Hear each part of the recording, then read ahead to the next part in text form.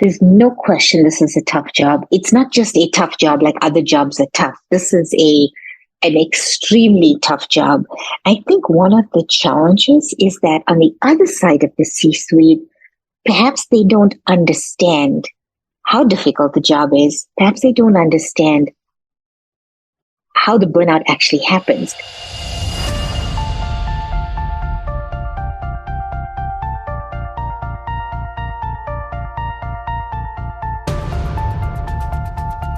This is a Security Weekly production. Security Weekly is a resource of Cyber Risk Alliance. The Cybersecurity Collaborative and Wiz is proud to present CISO Stories. Each week, CISO Stories takes a deep dive on security leadership with one of the contributors to my latest book, the best-selling CISO Compass: Navigating Cybersecurity Leadership Challenges with Insights from Pioneers, as well as from other top CISOs and security thought leaders. The Cybersecurity Collaborative is a unique membership community enabling cybersecurity leaders to work together in a trusted environment. To learn more, visit securityweekly.com/CSC or visit cyberleadersunite.com. I'm your host, Todd Fitzgerald, and this week we welcome Shamla Naidoo, Head of Cloud Security and Innovation for Netskope and former CISO at IBM, Anthem, Starwood Hotels and Resorts, and several other large corporations. You know, Todd, I came to the cybersecurity field after being in technology for 20 years. I was a hardcore engineer, building and designing global networks, writing applications, managing databases, etc. And by the time cybersecurity became its own profession, I felt like I had already done the job. So I had already been building security into all of my technology solutions, and I had a knowledge of the subject matter. And so, for me, it was really how to get into the area as a specialist versus as a technologist in my typical role. So that's how I got to cybersecurity. But, I do still believe that having subject matter knowledge makes you a much more powerful security practitioner. And so you had that strong technical background before moving into the leadership roles. I sure did. And then remember also, I had trained as an economist. So, managing all these very difficult decisions, making the trade-offs, making decisions about what to invest in, how to invest, how to get returns on investment was, again, something that I brought to the table. So coupling that with my technology knowledge just made me, I think, a more successul security leader. Sure. And you've had some great roles, some great CISO roles. You want to tell us about a couple of those? Sure. Many of my roles were just different. Everything from managing, one of the world's largest intellectual property portfolios to, managing large facilities and buildings and businesses that we didn't necessarily have full control over, purely by the franchise model is one that, allows you very, very different operational responsibilities versus, many things are just hands off. And so I've managed everything in financial services and healthcare and hospitality, and then to, even technology companies. I think every one of them was different. But understanding, I think, the culture is really important. And then, I spend a lot of time kind of understanding culture and trying to understand what does the company stand for? What are the commitments we're making? What are the kinds of obligations we take on in that business model? And so for me, every job was different. Every company is different. And I think every culture can even create a different outcome. So I've just been very fortunate. I've worked for some of the world's largest companies, some of the best companies, some of the most compelling cultures. And so I feel very fortunate that I can actually, come out of this and having done this for 40 years. And, now looking back, I realize that every one of those experiences added more knowledge, more information, more expertise into my toolkit. So you've been a CISO, as you said, for some very large companies. So we look at IBM, Anthem, hospitality company as well. And so our topic today is talking about the mental health challenges. And I know there was an article by Forbes that had published a survey a couple of years ago that was, before the pandemic, where 1 in 6 CISOs were, turning to different options, such as alcohol and other things, to help relieve that stress of the job. So is this a widespread issue within the CISO community? So I will tell you that I have my own experiences, my own knowledge from being a CISO, but I also coach a number of CISOs, and I hear the same common themes. I help CISOs with thinking about well-being and strategy, etc. And so as I think about this, I think the common thread across industries, across companies, across cultures, the idea here that the security leader is under enormous stress, under enormous pressure, and many times leading to burnout is a common thread across levels of experience, size of company. It doesn't matter what kind of business you're in. I think the common thread is this constant stress. And so I've taken it upon myself to start to do more research. As soon as I read that article that 1 in 6 CISOs was self-medicating and they were turning to, alcohol as a stress reliever, it concerned me because I think, I came to the role from having been 20 years in technology. So, I had already started to kind of build my resilience. I come from a very different kind of culture. I was born and raised in Africa in the slums. I worked out on the mines. I worked in oil refineries. And so very, very different types of work environments that helped me build my resilience. But when I look at, the problem, as much as I see it across all types of companies, I think that common thread of burnout is about to become a collision course. Do you think that we're different from other executives? Why do CISOs have this issue and our heads of marketing and other areas? Why are we singling out the CISO with this? If we just look at the structure, in most organizations, there's a C-suite, and it's true that all C-suite leaders are under some sort of business stress, some sort of business pressure. Everyone is working really hard, trying to meet objectives, trying to build growth, etc. But I think the CISO role is different. It's different from other C-suite roles simply because our remit is unusual, right? First, I think companies are a little bit less mature in how they look at this role. It is not the typical role. The expectations for this role are very much corporate-wide. The function really is about owning all the failure in a company. You know this. You've been in my shoes. You've been in these roles, and most any failure can turn out to be a cybersecurity impact of some sort and results. So when I look at this role, one of the things that is fundamentally different is how we measure success and failure. In most other organizations, in most other areas of business, you measure success by more. You make more money, you create more product, you get more reliability. So the idea of more is a good thing. In the cybersecurity area, the idea of more can often be a bad thing. More attacks, more threats, more failures, more incidents, more vulnerabilities. It just is, it's a consolidation of failure. And that in itself kind of leads to stress. The other thing, if you just think about any other C-suite role, our brains are wired to run when we see danger. Just as humans, forget about them in their roles. As humans, when we see danger, we turn and we run. If you're in the woods and you saw a bear and it came charging toward you, your natural instinct would be to turn and run. In the security area, security leaders, we're running toward the threat. We're running toward the bear. Can you actually imagine what that does to our brain? Can you imagine what that does to our natural instinct? Because we're constantly working against that natural instinct.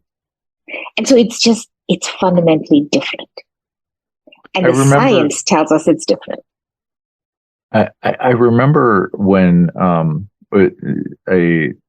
somebody who was responsible for getting their company out of a major breach. I won't mention the breach, but it was in the news several years ago. It was a very large breach.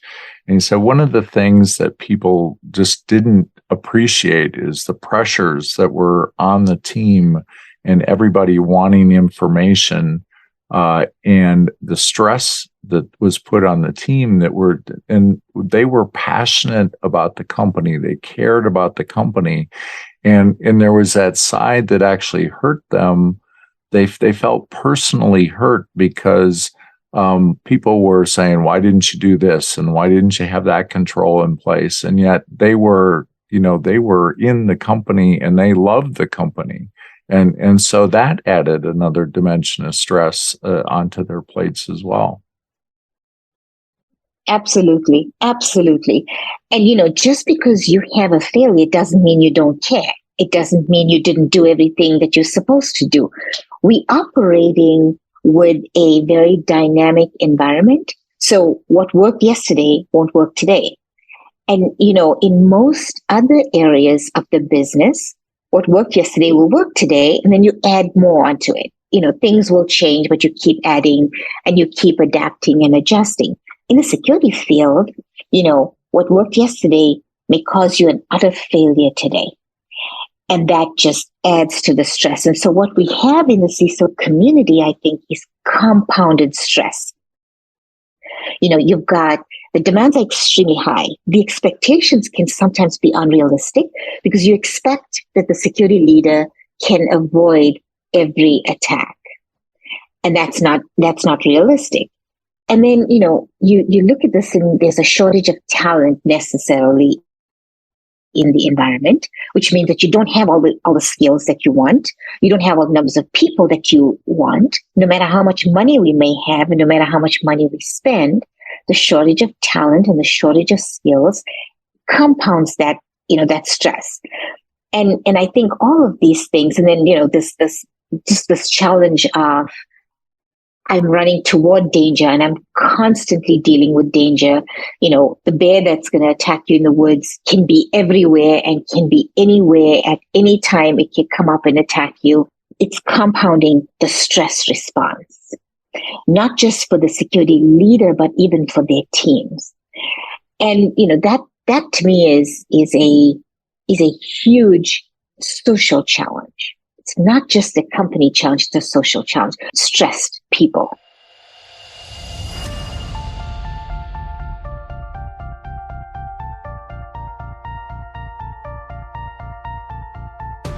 The article this podcast is based upon can be viewed in the best-selling cybersecurity leadership book, CISO Compass, Navigating Cybersecurity Leadership Challenges with Insights from Pioneers. And you also noted that the CISO becomes responsible for all these different areas in the company when it most likely isn't under their direct control. And then the executives all expect that the CISO has an answer to every question that they may have as well related to these events that are unfolding where information is not immediately known. That's so true because the CISO isn't operationally responsible for all of these areas that might lead to some kind of security incident. And in some cases, these issues have been there and have accumulated over decades. And yet, when there's an issue, there's an expectation that the CISO will have not just an answer, a complete answer, but an immediately complete answer. And again, that expectation is so unrealistic. And, if they don't have that answer, it could be viewed as somebody who doesn't have the job under control, who doesn't have all the answers, who's not sufficiently informed. That compounds the stress response. So you're constantly feeling like you must have the answer, and you must have it there, and it should be immediate. So you work harder, you do more, and you're trying to stay in front of this expectation, and again compounds the stress. So with this is kind of the backdrop around this is what happens, and this is the life the CISO is dealing with. Would they appear weak to go to management and say, I'm having some mental health issues? How does somebody deal with that? You just think about the reality for a leader to go up and say to peers or superiors, I'm struggling with this. I'm just struggling with this issue. I'm struggling with my mental health. I'm stressed. I'm feeling burned out. There's a fear for doing that, because it could immediately be, you could be judged. It could immediately be seen as somebody who's less than competent, someone who's not up to the challenge of the job. And that judgment could be, about performance. It could manifest itself in a performance type of outcome. And yet we know that that's not the case, but that fear that, requesting such help, expressing such kind of stress and other conditions might be judged and might be viewed as a lack of competence can often make leaders stop the conversation, stop themselves from asking for help. So now you've got this collision course, because you've got these major issues leading to burnout and stress. The stress is compounded by everyday kind of crises. And you're not able to find a relief valve because you cannot go out and ask for help for fear that you might be judged. And that just it's a toxic combination for well-being. I would argue that there are very few, if any, security people out there that are well in the kind of traditional way we think about wellness. I doubt we are content. I doubt we have found the delicate balance of how do I manage all of these stressful factors and the burnout with also being, responsible, reliable, efficient, and effective at your job. And it also adds that stress because security people, and a lot of them that I know, they really care about their organizations and the people that they're serving, and they're in this industry because they want to help protect people. And now that feeling of do I sound helpless because I'm admitting this is a really tough job. There's no question this is a tough job. It's not just a tough job like other jobs are tough. This is an extremely tough job. I think one of the challenges is that on the other side of the C-suite, perhaps they don't understand how difficult the job is. Perhaps they don't understand how the burnout actually happens. And so there's this expectation that if I manage the CISO exactly like I do all the other corporate executives, like the CFO or the general counsel or the head of HR, etc., that's sufficient. But I think we need to make the C-suite and make CEOs in particular aware of the differences in this area versus in any other C-suite role, because they don't know it. It's not a natural instinct. So we have to, I think, take affirmative steps to educating them about how this role is different.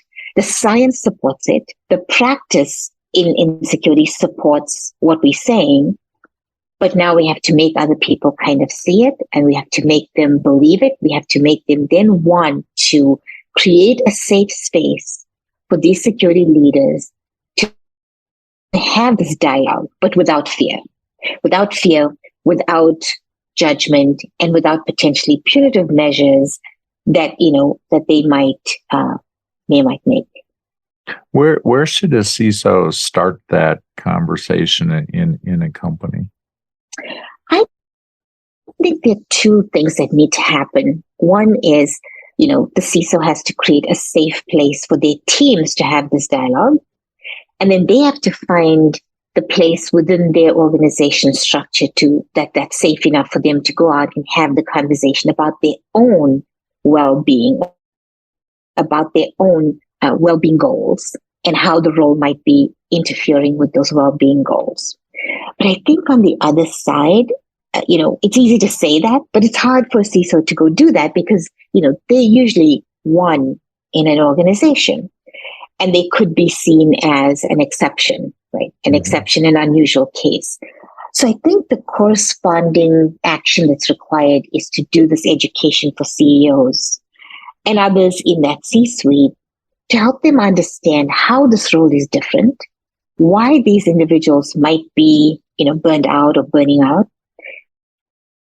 And we need to explain it using science, using data, using facts. This is not an emotional conversation. This really needs to be a conversation about what makes this role different.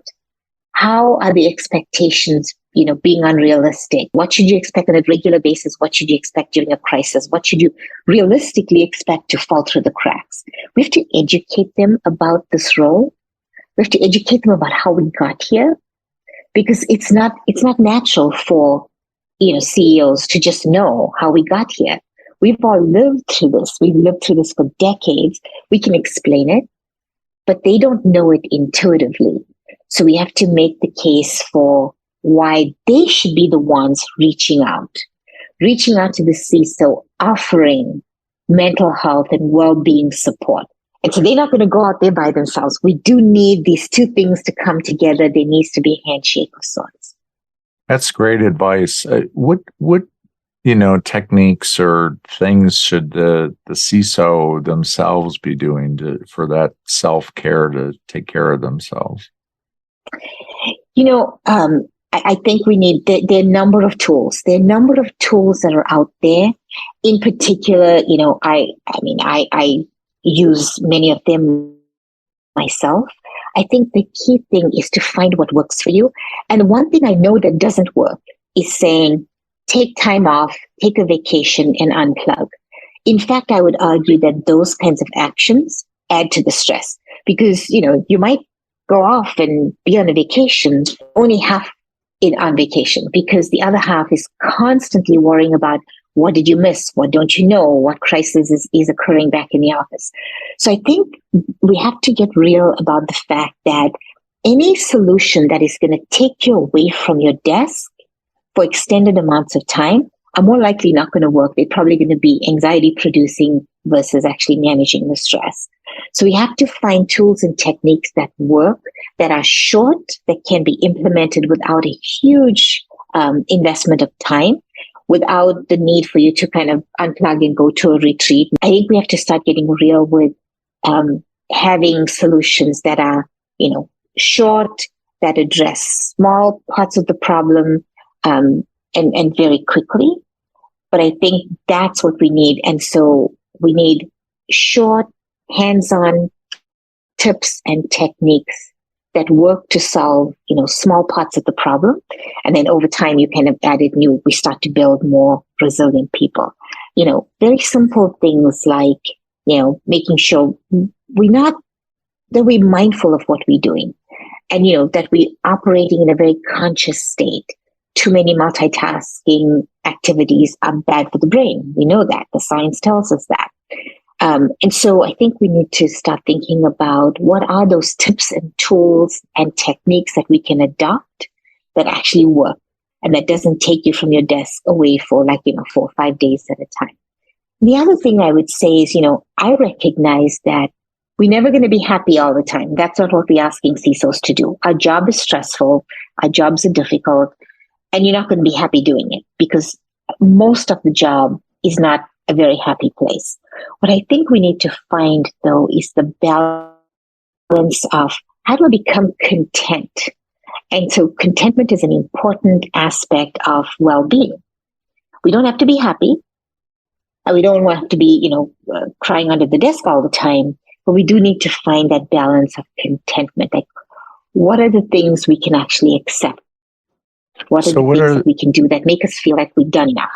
What are those things that Shamla does to reduce stress and stay content? So I have a number of things that I do. I'll get a little personal and I'll share with you. At the end of each day, when I go to bed, the last thing I do is I bookend my day and I look at when I started, when I ended, what are the things in that day that worked? What are the things that didn't work? What are the things I need to learn? What are the things I need to do differently next time? I give myself the opportunity to kind of revisit those, and then I'm done with the day. I really am done with the day. When I close up that day, then I can actually go get a good night's sleep. Even though I sleep very little, I get restful sleep. So that's the first thing. The other thing is, deep breathing for me is a very important part of what I do for my own well-being. It's making sure that my body is getting enough oxygen. And so I do deep breathing, and I can do it at my desk. I can walk to the window and do it. I can, do it while I'm doing other things like reading, etc.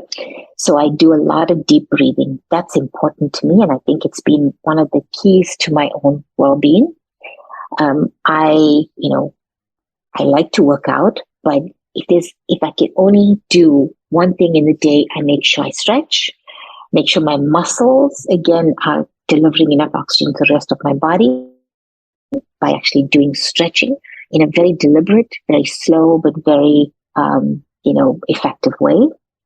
So those are things I do, but I'm also very realistic about the things I can control, the things I cannot control, and, just making sure that I'm transparent and I'm communicating and people know. Like, I don't have the fear of failure because, I fail all the time.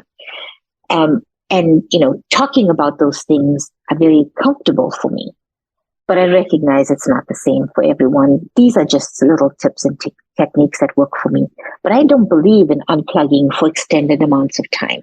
Although I do go outside and walk every day, I make sure, I have my animals, and they keep me grounded. They kind of teach me what's the reality, and they kind of, show me what's important. And so I learn a lot from them.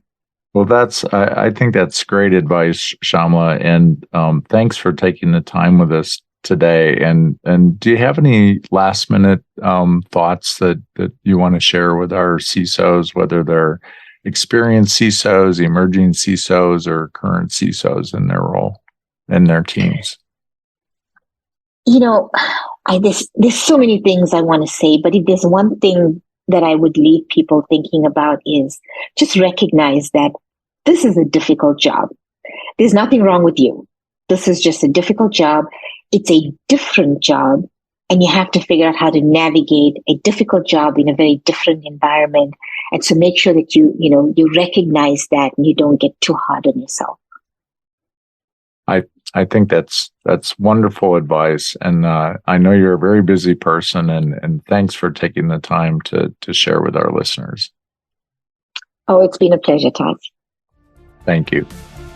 Wiz is on a mission to help every organization rapidly identify and remove critical risks in their cloud environments. Purpose-built for the cloud, Wiz delivers full-stack visibility, accurate risk prioritization, and enhanced business agility. Wiz connects in minutes using an agentless approach that scans both platform configurations and inside every workload. We perform a deep assessment that goes beyond what standalone CSPM and CWPP tools offer to find the toxic combination of flaws that represent real risk. To learn more about Wiz, please visit securityweekly.com/Wiz.